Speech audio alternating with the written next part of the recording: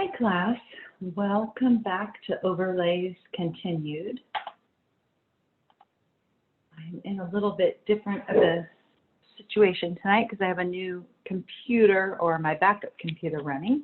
So hopefully this is recording for you. So you can see I've got my same landscape space and I'm going to take an overlay and I'm going to work on the overlay of line and point. So this is our first one, line and point. And if we think about lines, lines are really a series of focal points. So in my example landscape here, I can see when I think about lines, I'm thinking about where is the designer trying to pull our eyes? Where are they trying to drive our attention to? So I see some real strong lines in my sample landscape space with these line of trees, these kind of rectangular patterns pulling you out of this room and into the next room over here. And then also lines going this way. Now we could say a subset of lines are points or focal points. And that is really where is the viewer trying to draw our attention to. And so when I look at this arrangement, I would say my main focal point is really this kind of center use area, the center of the room. If I think about those lines coming in and emphasizing this area, it could be I have another smaller focal point of trying to pull someone's attention to the next room. But that would be like the example of line and point in that design. If I looked at this one, I can see this red wall in the back is a very strong focal point. So that's where my main attention is going, right? It's pulling you straight back in perspective, back to that location. And this is a nice one too, a more organic situation where you've got these curving lines coming in and bringing you to the red pillows. So kind of these organic lines pulling you to the focal point of this little bench and the red pillows. And I would say the use of color here is creating kind of a secondary focal point on that one. And for this example, I'm going to say a focal point of probably this circle right here in this wall, green wall planting. You've got this irregular form with this strong geometric shape. So to me, that's kind of the focal point of that design. So that's where the designer is trying to pull our attention. Your job with this overlay is to try and figure out in your garden space, where is the designer trying to draw your attention to? So a symbol that I like to use for focal point is kind of like an asterisk star. So I'm going to say this kind of outdoor room dining table is my center focal point. I'm going to do the same shape over on my legend focal point. I could say I have a secondary one over here, so a little smaller one where maybe the designer is trying to pull my eye into that next garden room. Mark the edges of these. Not taking it down tonight because we've got 3 of these to get to. And then my series of lines is really coming down this way. Now, if I wanted to be very careful, I would use a straight edge. So I do recommend you guys pull out your straight edge. I'm going to try and do this freehand just to keep this video short so I don't get bounced out of the YouTube posting for having too long a video. I would say this hedge is also creating kind of lines going this way. So I've got the edge of hardscape here and really a line of trees right here. So you can see these lines are pulling you down into this space and over into the next one. And that's pretty much what I believe that designer intended. So you can have straight lines or organic lines in your layout. I'd like to color my focal points red, just because they can be attention getting and stand out a little bit. in our analysis, but a pretty simple and quick overlay.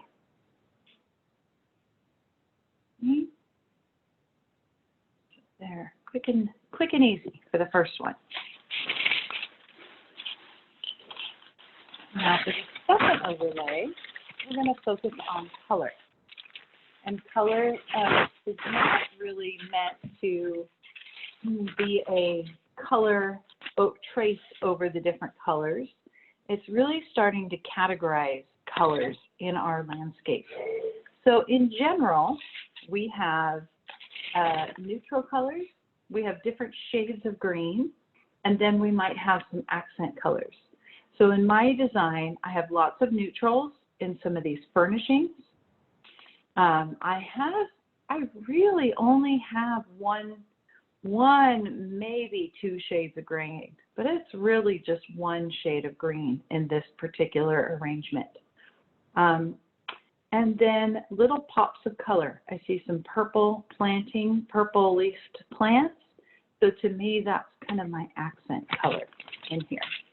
So the idea is not to just trace over colors, but start to categorize these colors. So I'm going to pick a few colors. One is going to be a neutral. One is going to be an accent color. One is going to be my green. And again, I only have one in this arrangement. So that makes my life a little bit easier. I'm going to pick kind of a nice warm gray for my neutral color. So that is going to be my hardscape. And I'm really kind of color coding this, just really trying to analyze color. I'm trying to create an overlay that I can analyze color. It's not meant to be tracing and coloring the color over the top. Think of it as an analysis.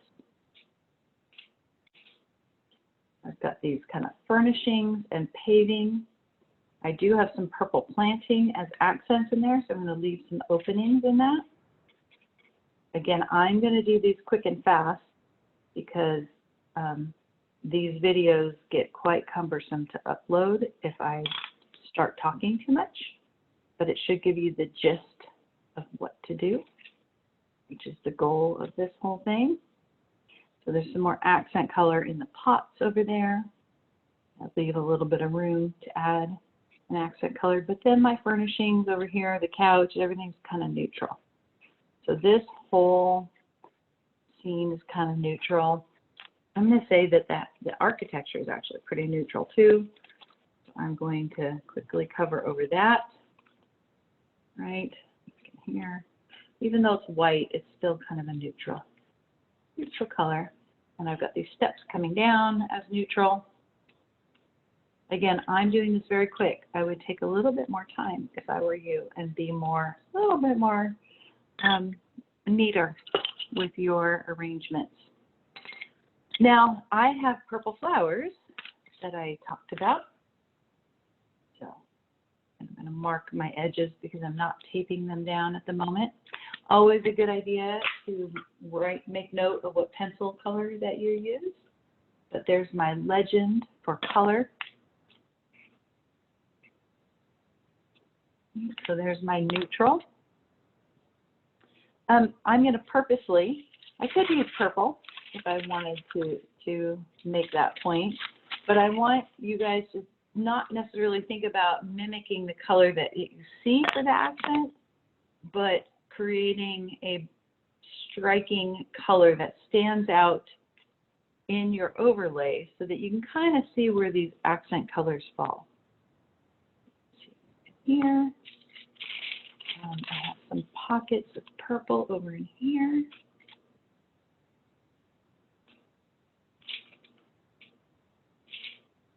Now, I've got this little terracotta urn that actually has a bit of color in comparison to what's around it. So again, I have purple accent colors in the flowers, and I have this little terracotta urn.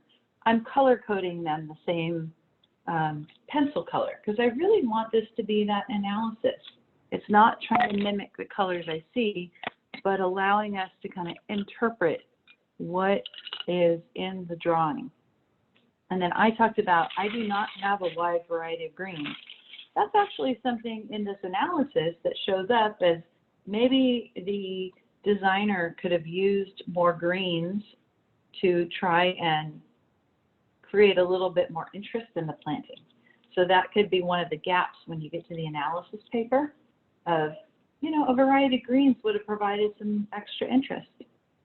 But the lawn and the planting, it's all a very similar type of green to me. It's kind of this traditional, a little bit of a yellow-green color. If I had more interest incorporated in the landscape, maybe I would see some of those deep, dark evergreens and more of a yellow-green combination, or maybe your design has lots of olive greens and kind of the deep greens together. So I only have one green. I don't want you to categorize more than 3 different types of greens. So if you have a very complex planting design, and some of you will, think about, just like with texture, how you had to group it into a couple different categories, right? It had to be in medium, coarse, or fine textures. So think of the same thing with the green colors if you have a lot of green.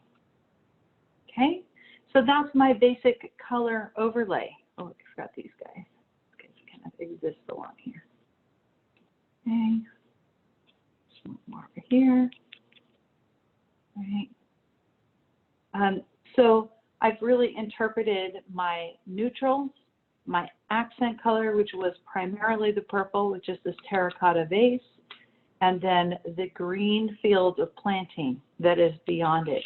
So I really, you know, when I look at this overlay, I can very clearly see that those are the accent colors, that's the green, and that's what the idea is, that this overlay almost meant to stand alone and help you understand how color works throughout the design.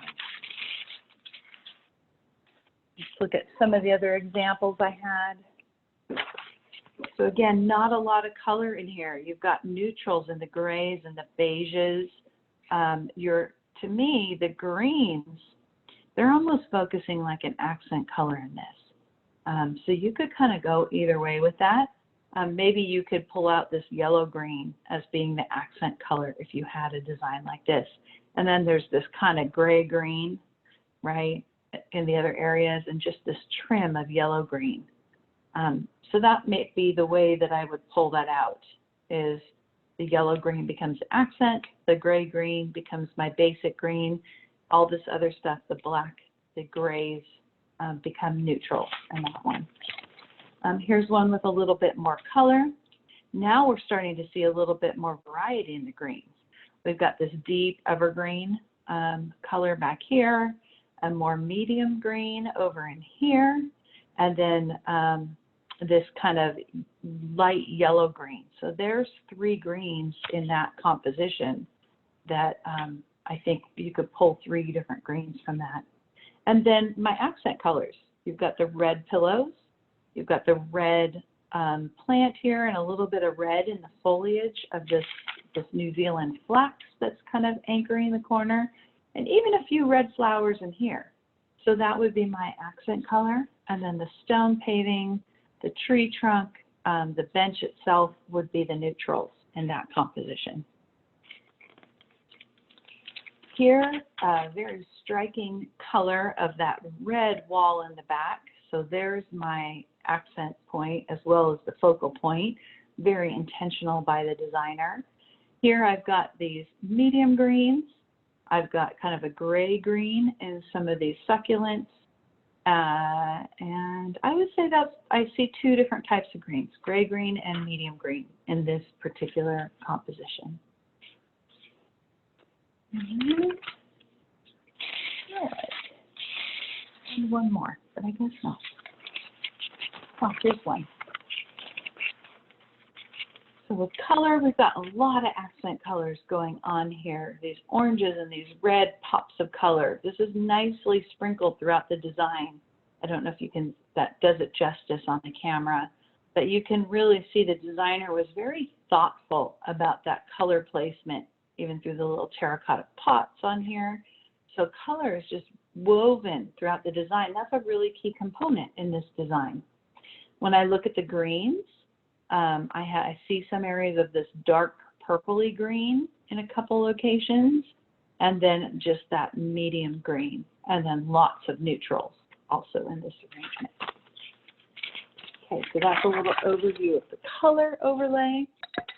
And last but not least, we're going to focus on density. So with density, what I'm looking for is not the ground plane surfaces, not what you walk on, because unless you have like a ground plane that is like glass or somehow translucent, transparent. Some designs do have that, but we're really looking at those kind of vertical edges of our rooms and our spaces, and we're thinking about how much light can penetrate that area. So I'm going to take one colored pencil for this particular one, and I'm going to use varying pressures to create my exhibit with this. So this is density overlay, and we have transparent. That might be like a window where you can see right through, or a curtain of water. We have translucent, right? So that's like light is coming through, but you can't quite see through it, like a frosted glass, or a hedge that maybe was made of bamboo. So you can see the filtered light through it. It doesn't completely block all the light. And then you have opaque is our other word that we use. So for this arrangement, I'm going to pick one pencil color, and I'm going to focus on those vertical or overhead surfaces, not so much the ground planes. And I am going to use varying degrees of pressure to designate what each level of density this might be. So when I look at this hedge back here, this is a very dense hedge. It is acting almost like a stone wall. No light is coming through that. So I'm going to go ahead and make that a very kind of deep purple color. All the way down over in here. Right? So like this, quick outline of it. Again, I'm going to do this kind of fast so that this video doesn't take hours to extract and to upload. That's my heaviest hand on that pencil, right? So that is considered opaque. Some of these tightly sheared shrubs are also opaque to me. So I'm going to pull some of those out. There's one guy over here that is very opaque.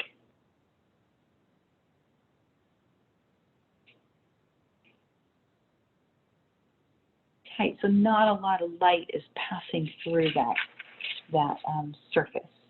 Another one over here.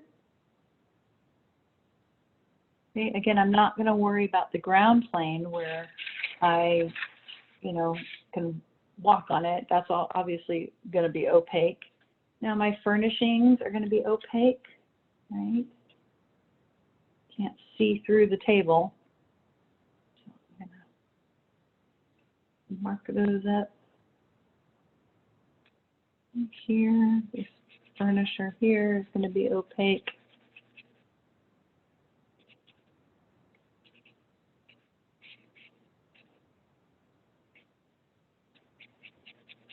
Right. Let's see.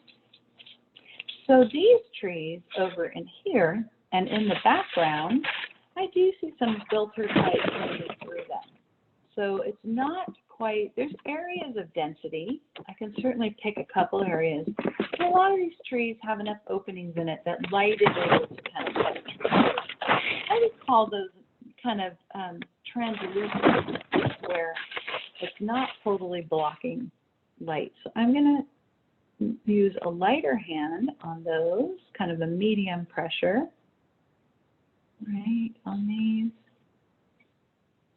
You can put an outline in them. Okay. These tree canopies kind of fall between. They're not as dense as this, but they're, you know, they're not as light as this. I'm going to term them as being more in the translucent range and kind of highlight them that way.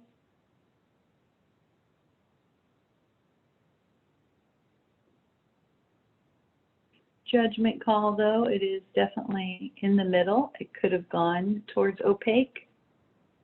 Again, that's where it's, you have to do a little bit of analysis to kind of categorize things into its own, these different categories. So I have a couple areas back here that would actually be transparent. So there's openings in the architecture, like almost like windows without glass, where you can kind of see through into those areas. So I'm going to call those, I'm just going to outline them, and those become my transparent. So it's really just an outline. Maybe I'll do it very, very light. Very, very light on this. And maybe I do a bolder outline to help them stand out. Then I've got my translucent, which is kind of a more of a medium pressure. And then my opaque, very, very deep. So when I look at the remainder of my planting, there's a couple pockets. I can see a couple more shrubs I can pull out that are pretty opaque. Another shrub right in here. I've got a couple pockets of the trees in the back that get very dense, probably from the layering behind. So we'll say that those are opaque beyond here. There's another swatch right in here. And okay, pretty opaque back there. And then the remainder, I think, to me, my brain reads them as kind of the translucent, where some light's able to get through. Pencil is running out of lead. Get the idea.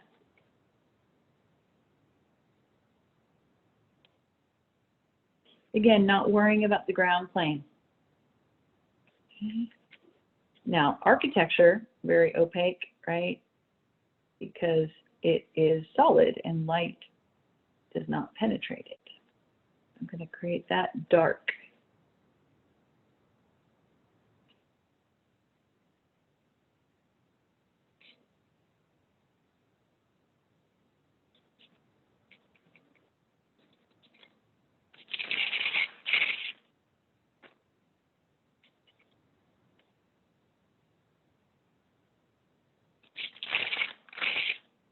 Some windows and back, so I can pull those out as transparent.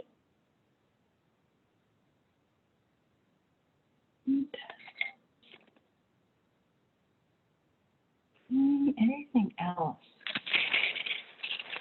This is kind of pretty lacy foliage here, so I'm going to say that's translucent. Back in here, also this kind of open shelf area. I would say the chairs have a lot of openings. If I wanted to go that far, I could say they're translucent. They've got some slats in it, and they're not real heavy, dense chairs. So I'll go ahead and mark them up that way. I'm not going to worry about the ground plane of grass, but I am going to pick up some of this planting along, softer, translucent planting along the front of that wall. Okay. And then fill in along here.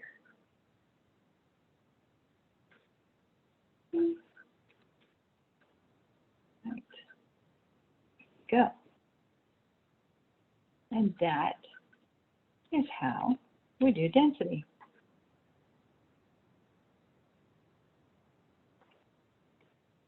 The steps are pretty dense. They're They're more of a ground plane. The planks, I'm going to go ahead and make them dense. They are a little bit elevated. Normally I wouldn't worry about ground plane, but these are steps coming down into the space. So we'll go ahead and do those. Okay, so there's kind of my overlay. Again, not worrying about the ground plane, which is why I didn't do the grass or the DG there. But now you can kind of see the analysis of the different shades of purple and how that relates to the density in the design.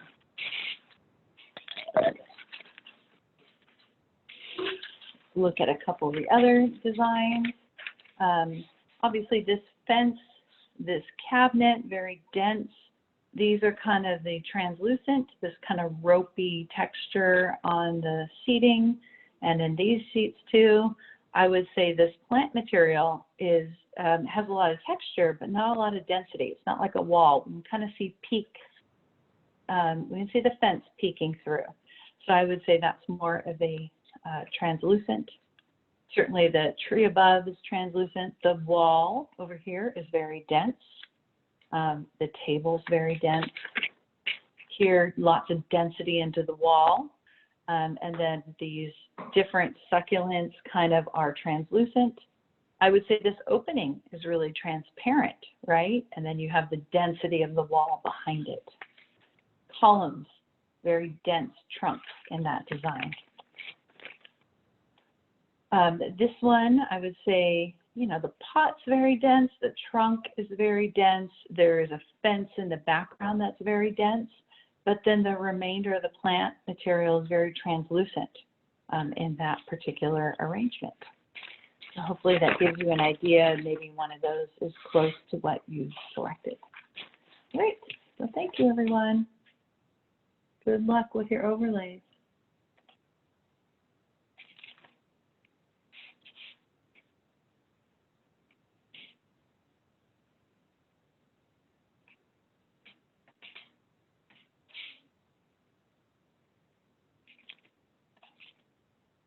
I'm not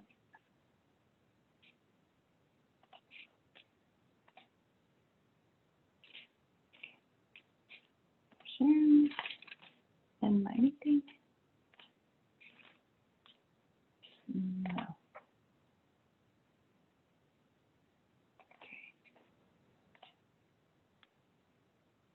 No. No. Hopefully. Oh, please. Okay.